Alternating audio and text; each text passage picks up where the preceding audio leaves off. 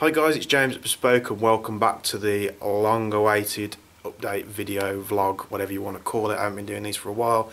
Been massively busy, and those of you that don't know, as well as being really busy here, we had a moved house, so that's been really stressful. There's not been a lot to do, and the fact that the internet I have in the office I can't use to upload videos because it's so slow. So I've had to wait for internet to be installed on the new house before I can start uploading content again. So just a bit of an update. We're doing a lot of crazy things with laser engravers and with this machine that the camera's on at the moment. We're doing all kinds of deep engraving, stuff like that. If you want to inquire to us, just let us know. If you have a file that we can literally just load up to the machine and use, and you just want a logo on an AR or a pistol or whatever, you're looking at about 20 quid. It doesn't take long to do.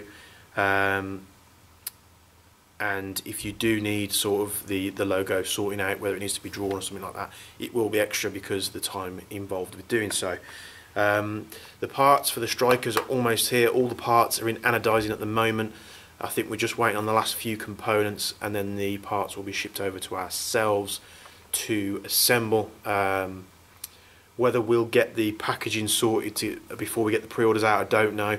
So if you have pre-ordered and you receive your upgrade kit and it's not in a proper package box, extremely sorry about that, but we want to get the kits out to you beforehand, and we don't want you waiting any longer. And then what you'll have seen, if you're on the Striker page of the day, we released our new stainless steel rear body pin for the Striker.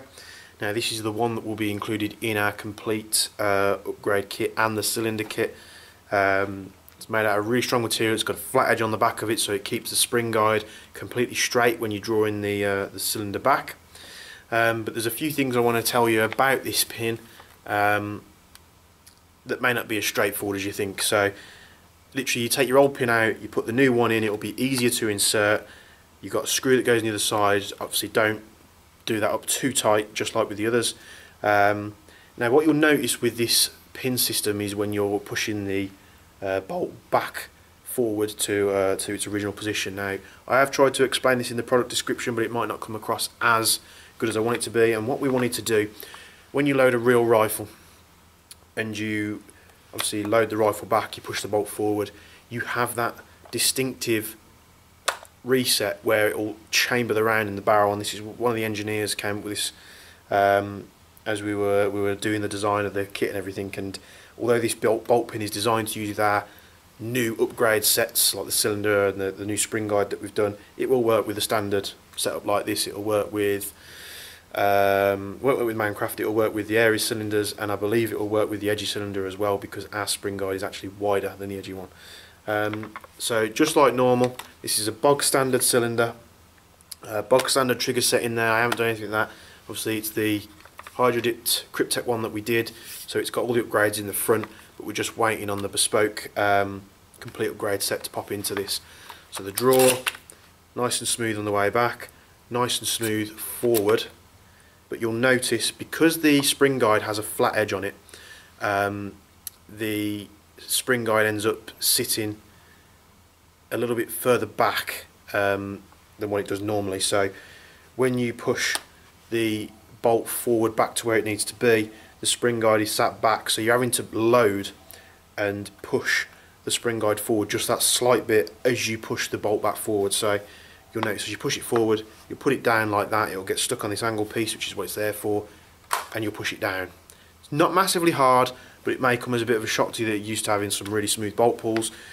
We did this for two reasons. One, because it allows us to have the flat edge on the spring guide, which ensures that the spring guide is perfectly straight when drawing it backwards and forwards. And two, gives that extra little bit of realism where you're chambering around on the real rifle. So you'll pull it back, it's nice and smooth. You push it forward, it's nice and smooth.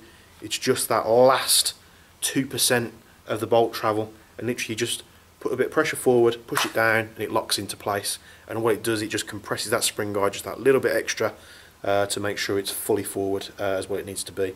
Any questions on this, just let me know. The full upgrade kits will come in soon. I'm running out of memory on this camera, so I need to be quick.